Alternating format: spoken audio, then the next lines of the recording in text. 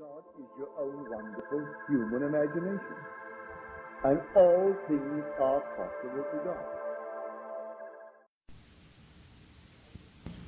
If I could persuade you to believe what tonight I hope I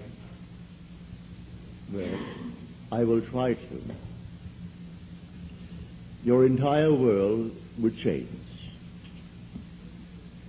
You hear the word God, the word Jehovah, the word Lord, the word Jesus, the word Christ, and you think of something other than yourself, one that is greater, one that you would worship. Tonight it is my purpose to show you that God and the eye of man are one. When you say, I am, that is the God of Scripture. Confined as you are, you think, how could it be? God created the universe and sustains it. And here I am, like a little worm, 10 years, and then I vanish. But now let us turn to Scripture. We turn now to the 16th chapter of Matthew. And the question is asked of the disciples, the followers, those who have heard him. And he said to them, who do men say that the Son of Man is? And they reply, well, some say John the Baptist, come again. Others, Elijah. Others, Jeremiah, or one of the prophets. And then he said to them, but who do you say that I am? And the spokesman, called Peter, answered and said, thou art the Christ, the Son of the living God. And he said to him, blessed art thou, Simon Bar-Jonah, for flesh and blood could not have told you this, but my Father who is in heaven.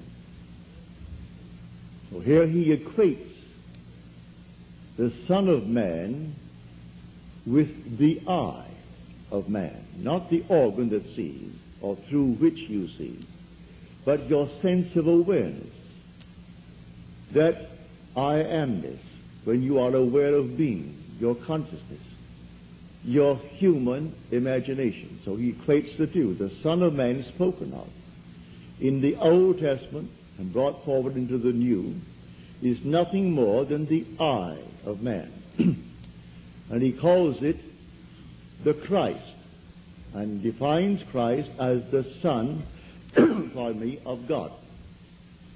Now we find Christ being defined in the New Testament as the power of God and the wisdom of God. So the eye of man is the power of God and the wisdom of God. If man does not know it, well, then he will not exercise that power. He will not exercise that wisdom. So tonight I am trying to persuade you that when you say I, before you say anything, that is the power and the wisdom of God. And you can't separate the power of God and the wisdom of God from God. So you will say in the end, I and my Father are one, for he is called the Son of God. Now we are called upon to test this, if it be true. Can we test it? I hope you'll put it to the test. When I tell you that your own wonderful I amness is God, though prior to that you believe that you are little something, moving across the earth for a few years, 70 years, and then you will vanish, in the hope of some restoration, but a hope, no assurance. Well, now I'm going to tell you that you really are God. Your own wonderful consciousness, your human imagination, That is the God of Scripture. And there is no other God. Imprisoned as you are in these bodies of flesh, you did it for a purpose. Now let us see what it tells us about this Son of Man that is now equated with the I of man. No one has ever ascended into heaven but he who descended from heaven, the Son of Man. You'll read that in the 3rd chapter, the 13th verse of John. So here we find you are a pre-existent being. No one can ascend into heaven but he who descended from heaven, the Son of Man. Your ascension in the next verse, the 14th verse, is showing you how you ascend. As Moses lifted up the serpent in the wilderness, so must the Son of Man be lifted up. That's all imagery, and yet it is true. You descended into generation in a world of death where everything begins, it waxes, it wanes, and then it disappears. But there's something in you, clothed in this garment, that does die, that is pre-existent, and its home is heaven, which is harmony. You gave it up completely. You aren't pretending that you're a man. You descended into man. You became man. With all the weaknesses, all the limitations, all the restrictions of man, to experience this world of death and decay. There will come a moment in time that you will ascend from this restriction, taking with you the experience that is yours because of this restriction. And you will ascend in the same manner that Moses lifted up the serpent in the wilderness. That was an adumbration. That was a foreshadowing. You will rise from the base of your spine, up your spine into your own skull, for heaven is within you. And you will rise like a fiery serpent, without any loss of identity. The form you wear, I hesitate to describe it. I will tell you that your face is human, your hands are human, your voice is human, but do not ask me to describe the body that you wear. It's infinite power, infinite wisdom, and yet it is a form. You are that fiery being that descended, not because of anything that was wrong when you descended. The fall is not because of any mistake on our part. It's a predetermined plan to come down into the world of death and decay and overcome it. If coming down, wearing these garments, we knew who we were, pretending that we were men, we could not accomplish it. Any more than an actor on the stage, pretending that he is Hamlet, can actually play that part. He has to actually assume it, but even then it is still with a little something in his mind. He knows he is the great actor who tonight will go home to his lovely home, and he'll take off the garment and hang it up once more, and tomorrow he'll replay the play. You don't do that in this play of God. You don't take off the garment. You wear it for your 70, and if by strength, your 80, or maybe even longer, or shorter. But the I of man is the God of Scripture. Put it to the test. Let me now, first of all, before we go into the testing of it, make clear what I said on the last lecture night, Friday night, prompted by a question that was asked here. For I had said in the previous lecture that there are ranks in heaven as they are on earth, for this is only a copy. Everything here is a shadow. It's a copy of the eternal realities. And in the 12th chapter of 1 Corinthians, Paul describes the 10 or the 8 ranks. He does it many times, but he never changes the first two. The first is always the apostles. The second, the prophets. The third, the teachers, and then he goes on.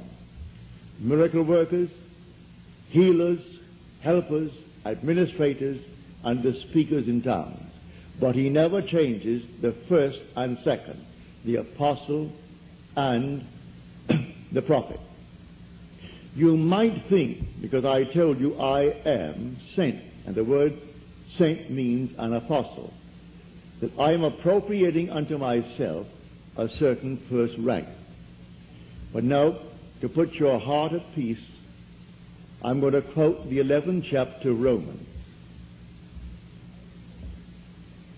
As of old, for there are always a remnant of old, and the remnant simply means the elect of God. You're not elected because you're born by accident into some ethnic group. Has nothing to do with that. A descendant of Abraham after the flesh is not necessarily the elect of God. You are chosen from any race, any nation, any religion. Well, how the choice is made, no one knows. It remains the Father's secret. But Paul qualifies it in this manner.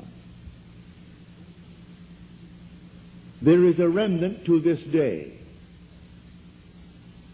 called by grace. And if by grace, then it is not on the basis of works. Otherwise, grace would no longer be grace. Therefore, no one who is called and sent can brag. If he brags, he is not the sent. Because it's all by grace. He didn't earn it. It's not by merit. It is simply a secret known only to the Father. So when we are called, incorporated into the body of infinite love, who is God, and then sent, let no one who is sent raise a finger to brag, to boast, for it is all by grace. Read it in the 11th chapter, the 5th and 6th verses of Paul's letter to the Romans. So now I have stated that. So do not think for one moment when I tell you I have been called and sent that in any way I am trying to act superior. For there is no intrinsic superiority to those who are called. Now, he uses an analogy, which I do not think adequate, but you can read it in the book itself. He uses the analogy of the human form, that not all are heads, eyes, nose, teeth, and so on. But that is a weak analogy. Nevertheless, he uses that to show you the different parts in one body. But now to come back to make this a very practical night. Believe me that when you say I, before you say I am John, I am Bill, I am this, I am that, I am the other, you are declaring yourself to be. And that sense of being is God. That's God. Now what are you going to put on it? All things are possible to God. All things. You could say now, as you're seated here, after first affirming that I am, You could then assume that I am, and you name exactly what you want to be. If you believe what I tell you about your own I amness and remain faithful to what you have assumed, that assumption will harden into fact. When you pray in the true sense of the word, you do not pray to any external God. That was my command when I was sent down with the blue bloods. Has nothing to do with the social structure of the world. It has only to do with church protocol, all external worship, all ceremonies, everything that leads the individual outside of himself.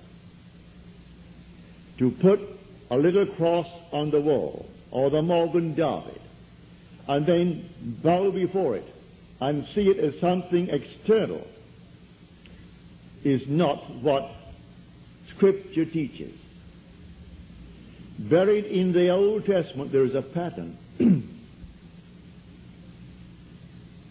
So he said, taking the 12, we're going up to Jerusalem. And everything written about the Son of Man, which is the I of man, will be accomplished. But they did not understand what he said. It was beyond their ability to grasp. He is going up, and only the one who has experienced Scripture, which means he has actually resurrected the pattern, playing the part that is the central part of Scripture. He resurrects the pattern, all within himself. He plays all the parts. He is the one who is born from above. He is the one who comes out of the grave, unassisted. He is the one whose 3 witnesses bear witness to his birth from above. He is the one they cannot see because he is now spirit, yet more real than all the flesh in the world. He is the one who actually sees his son, David, and David calls him father, and he knows he is David's father. And David knows that he is his son. He is the one whose temple, the body, is split in 2 from top to bottom. It is he now who ascends like a fiery serpent from the base of the spine up into the skull. He is the one on whom the dove descends and lights upon his hand like Noah in the ark. And as Noah brought the dove into him, you bring the dove to you, for man is the ark of God. And as the ark contains all things within itself, pardon me, man contains within himself all things. Everything he creates from within himself. And this pattern, the individual awakens within himself. And who does it? The I of man. And that is God. Now tonight you can test it, as you are called upon to test it. Test yourselves and see. Do you not realize that Jesus Christ is in you? Unless, of course, you fail to meet the test. Examine yourselves to see whether you are holding to the faith. What faith? To have someone tell me that I am a Christian, or I'm a Jew, or a Mohammedan, and holding to that faith that they talk about? No. The faith that I'm talking about tonight, that your own wonderful I amness is God. Test it to see if you're holding to that faith. If you're holding to that faith, and all things are possible to God, you should be able to prove it in the testing. She's not here tonight. She promised she would write me a letter, having told me the story on Friday. But I know she finds it difficult to express herself in writing. She can paint and paint and paint and do all kinds of lovely things in painting and drawing. And when I say to her, please write it that I may tell it to my audience before I close, for I have no future plans after I close on the 29th. So I would like to share your experience with them, to encourage everyone in this world to do what you did. Well, the letter didn't come. I can see her struggling over one page and rubbing out a line because she didn't spell the word correctly, and going over the next one. But she can take a piece of canvas and a piece of paper and do miracles with it. But because she's restricted in writing a letter, she didn't send the letter. But the essence is this. She is now a divorced girl with a little boy, handsome little fellow. Well, when you're living alone and you need money and you have a child to support and you have a home, all the things, and the money isn't coming in, then you're up against it. So she said, I blew my top, as you're told in the Psalms to do. Pardon me. She said, then I applied this principle, and I assumed that I had exactly what I need plus and plus. And then I got a call from First National City Bank of New York City. Now that is the second largest bank in our country. Bank of America comes first, they are second, and Chase Manhattan is third. Given me an order. She has no agent. This is an unsolicited statement. An order for $5,000, which she can execute and deliver within a month. Well, the First National City Bank of New York is not going to be hard-pressed to pay her immediately $5,000. If she called them and told them to pay it in advance, they would willingly pay it in advance. And she said, I can execute that order in 1 month.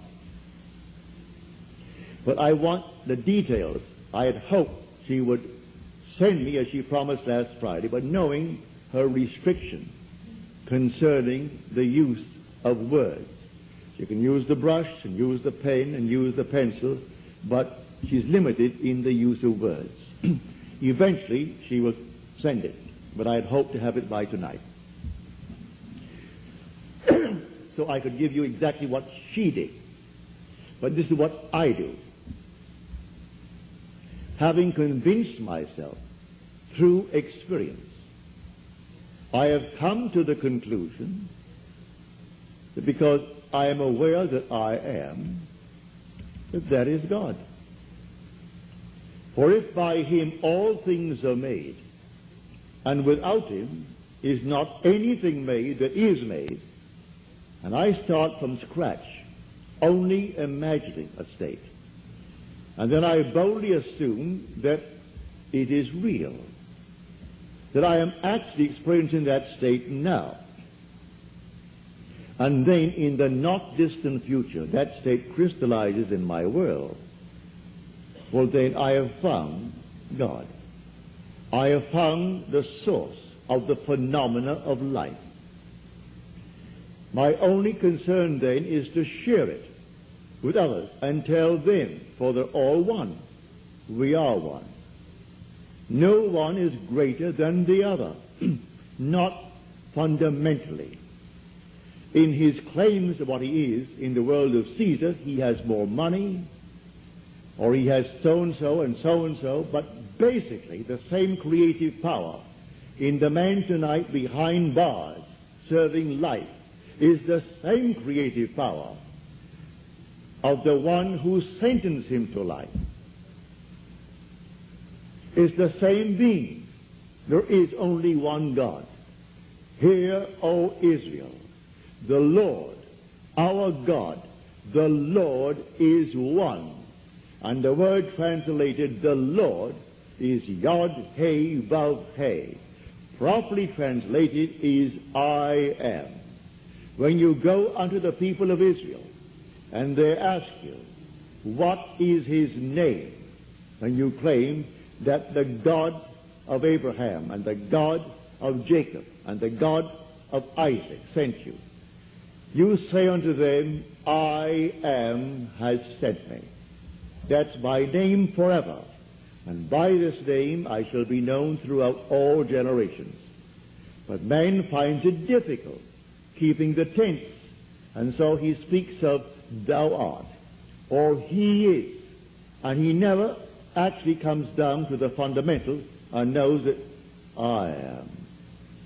I am the cause of the phenomena of my life, good, bad, or indifferent. I have to live with it and change my assumptions if I would change the world in which I live. But now, can I help a seeming other? I say you are myself pushed out. Can I help another?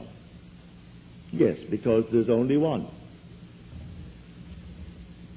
If your request of me comes within the framework of the golden rule, something that I would like done to me, then I can willingly help you. If you ask of me that which does not come within the frame of the golden rule, do not ask it of me. I grant you complete freedom to go elsewhere and go to anyone who will tell you they can do it in spite of what he said. Go ahead. But if anyone asks of me any request, all that I do is this. It's so simple. We are told in Scripture, whatever we ask of him, knowing that he hears it,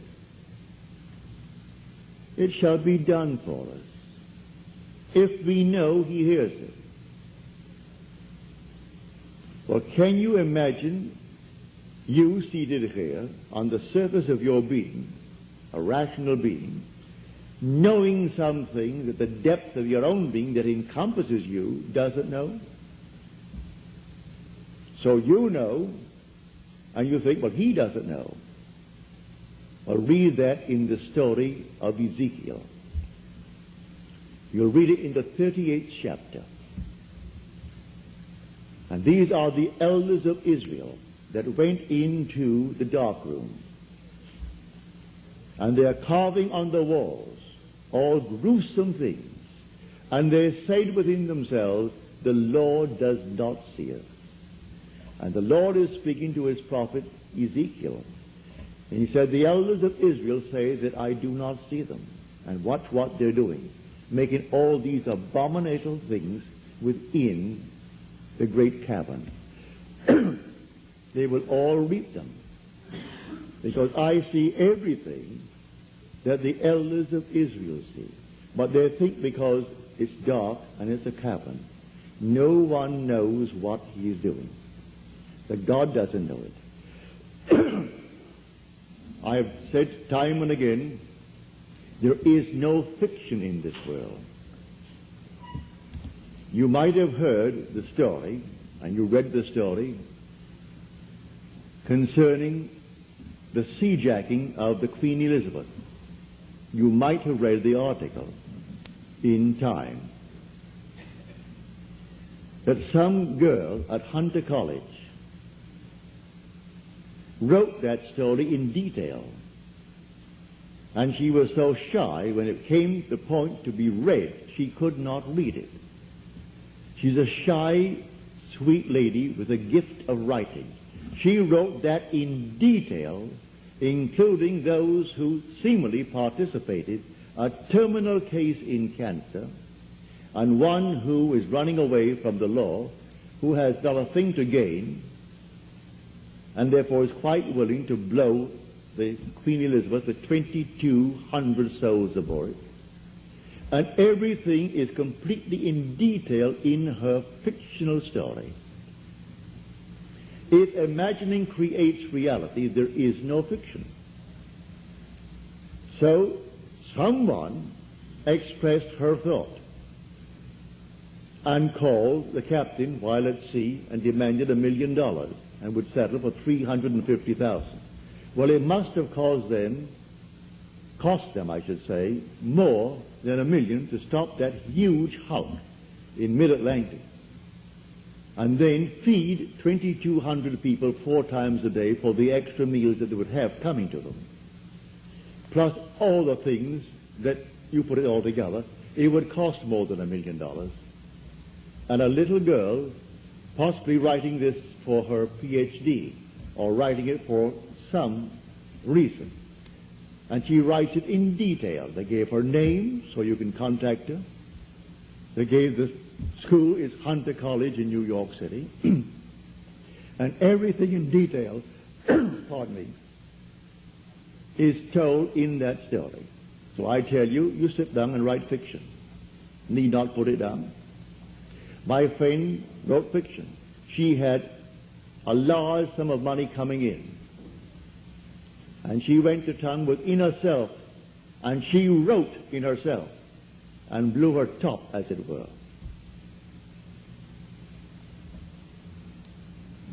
Thank you, Harry. Thank you. Didn't drink enough tonight.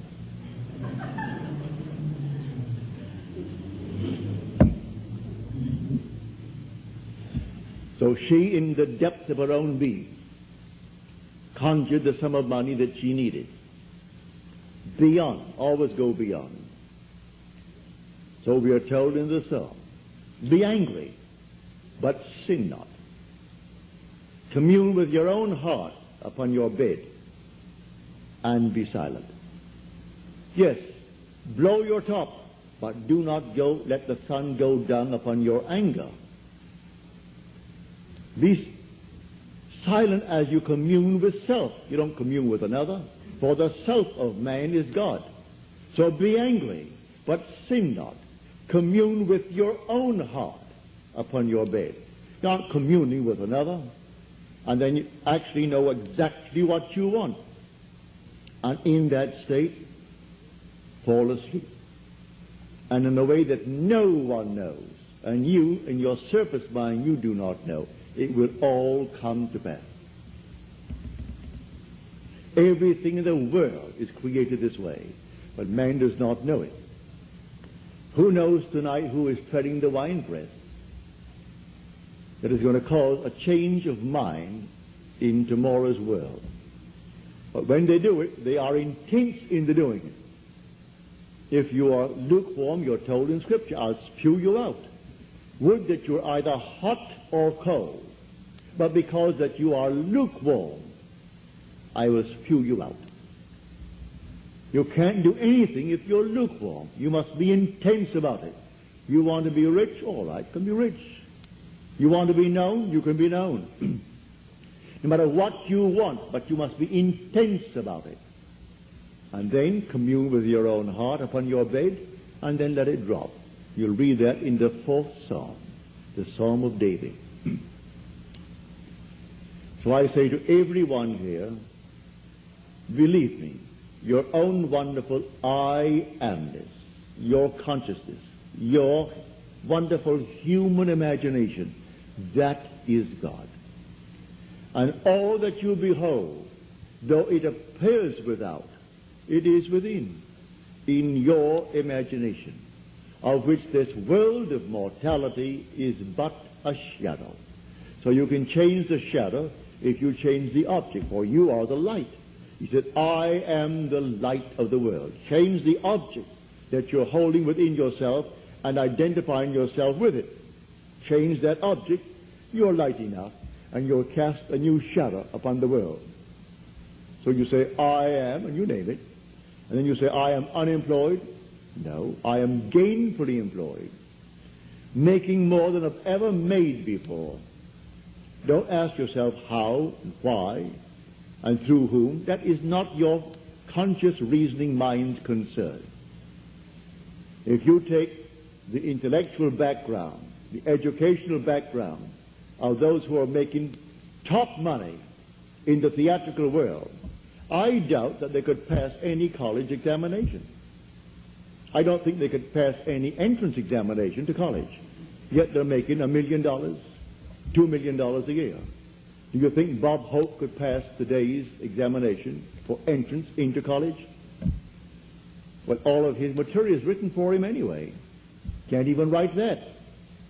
But he has millions, all right, because that's how he dreamt. May I tell you?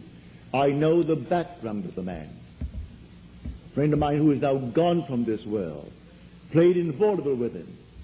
And he would borrow from my friend every week a sum of money because he had to go to that post office and buy a postal money order and send to his bank. He borrowed money that was interest-free because he was sending in money that was not interest-free. He had to send a certain sum of money every week, and he would send it into his account. And borrowed from my friend Harry Webb, who had a band, and they played together. Not in the same act. Harry had his own act.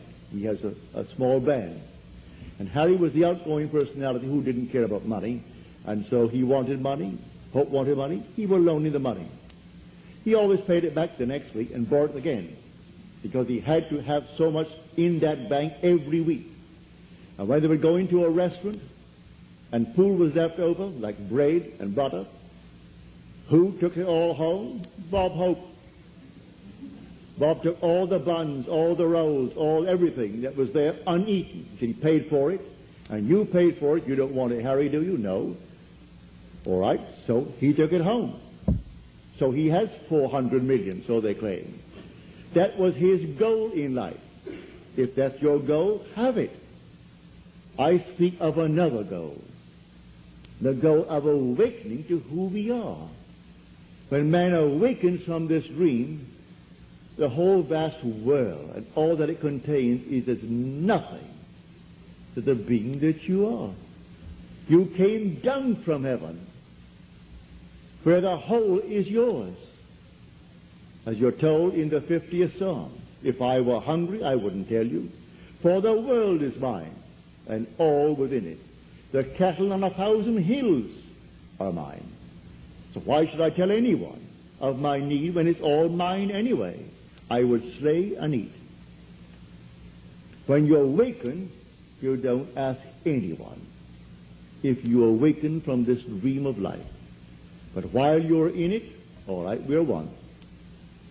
This little hand of mine, if it begins to itch here now, it's easier for me to take this hand that is not attached to this and scratch it than to try to bend this thing out of shape to scratch the back of it.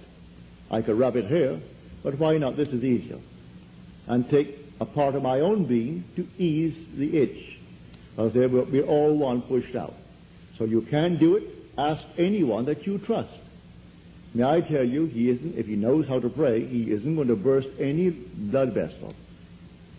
He isn't going to get down on his knees and pray to any external God if he knows how to pray. He isn't going to beg of anyone in this world. What he will do, he will simply represent you to himself as one telling him that you have what you asked of him. And when he is satisfied that you told him that you have it, don't ask the second time for the same thing, because he is not going to listen to you. He heard it, he is still hearing it, and he will continue to hear it until that which he has heard is perfectly externalized. So don't think you need several treatments. That's a lot of nonsense. Treatments for what? It either is or it isn't. So when they start getting you on the hook and say, no, I think you'll need more treatments, you'll need more treatments, she or he or the crowd, they do not know what they are doing. When you pray, go within and close the door of the senses. Deny all that seems so obvious, and your Father who is within will reward you openly. But commune with self, for you and the Father are one. So you commune with self. And what does he tell you? Exactly what was asked of you. He heard it, and he has all the ways and means that you on the surface of your being know not of. He will do it. You can ask anything of one if it comes within the framework of his code of ethics. Don't ask anyone who knows how to pray something that does not come within his golden rule. Do unto others as you would have them do unto you. Just as simple as that. And most of the requests would come within that rule. And so you simply hear it. And then you drop it completely. And in the depths of your own being, you're still hearing it. And the Father knows all means, all ways. And so he singles out the best way to externalize it. Here in New York City, many years ago, this lady, a lady of considerable means, she left her home in New York City and went off to Paris with her 2 children, leaving her home and her maid. Before she returned, the maid took all of her furniture and took it away. When she returned, the apartment was there. Rent was paid every month. But there was no furniture, not a thing in it. She employed a private agency, told the police department, told all the authorities in New York City, and plus her private agency. At the end of a few months, they did not turn up one thing concerning that stolen property. She came to see me. I said, all right, you're seated there and I'm seated here in my apartment, aren't we? Now, you are not seated in my apartment. You are seated right now. Close your eyes. You're seated in your own apartment. And you had a grand piano? She said, no, I had a piano, but it wasn't a concert grand. It was grand, but not a concert grand. And on it I had my pictures of my 2 children. And I had pictures of the wall. She told me what they were. And the furniture, I said, all right, refurnish that place as you left it. You have a memory. She did. Now, when I stopped talking, it's because you have refurnished that place to me.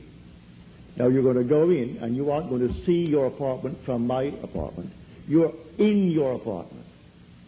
And you can feel your chair, and get off your chair and feel the piano, and see the children, the pictures of the children, and that's what you're going to do. She agreed she would do it. And then, we simply broke the spell. What did it take? 2 minutes? 3 minutes? That week, she went to her bank on Madison Avenue. As she was coming out of the bank, she had a past history of a little mental state where she was put away for a while because she needed psychiatric treatment. And the bars on this window reminded her of her past history and therefore addled her for a while. So she came onto Madison Avenue and turned south instead of turning north, where she should have. When she discovered her mistake, she was at the end of the block. When she got there and discovered her mistake, she looked down, and 2 very familiar ankles were standing right before her. She came up to the face, that's her maid. And the maid spotted it and started to scream. She went over to the maid and grabbed her before the light changed and hailed the oncoming taxi and said, you're taking me right now. And the maid, who could have killed her, she was so big and strong, was so reduced to impotency because of the discovery. And the maid took her to the place where she had stored that furniture. She said, I'm not bringing action against you. I want my furniture. And she got it back into her own apartment within the week. A seeming mistake was the way the Father laid her. All I ask is to go to the end. If I go to the end and give thanks to the end and for the end, it's done. Now let the one in the depths of my own being devise the best means to take me to that end. The end is where I start. The end is my beginning. And that is a story that I know from personal experience.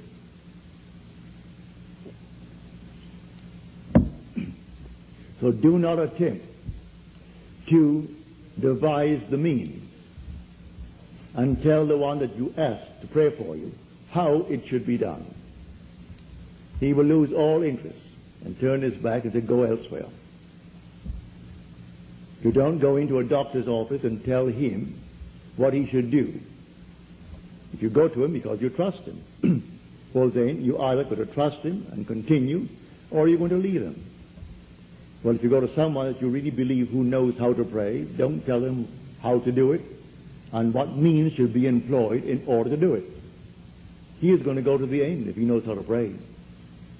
The end is where we begin. In my end is my beginning. And we're always ahead of our evidence. So I go to the end. I see the whole thing done, and then drop it, and let it happen in my world. So to come back, the I within you now, and you say I, no matter how little you have thought yourself so far, may I tell you, you are the infinite God. And when the story of Jesus Christ repeats itself within you, you will know it's all I. No one called Jesus is going to appear. He is not going to push any stone away from you when you come out of that tomb. And then you'll know the words of John.